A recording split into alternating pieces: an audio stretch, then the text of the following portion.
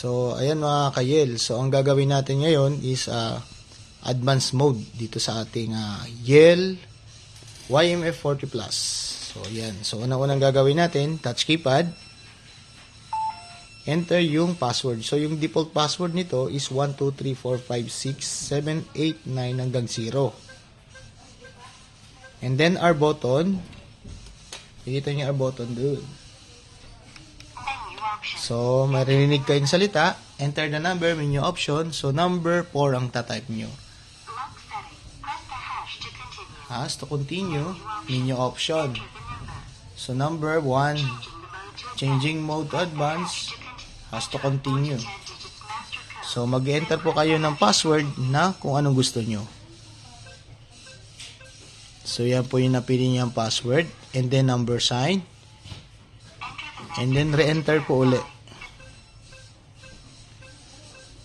So, pagkatapos nyan, our button na po to complete. Ayan. So, lalabas yung password na kinreate nyo to confirmation po.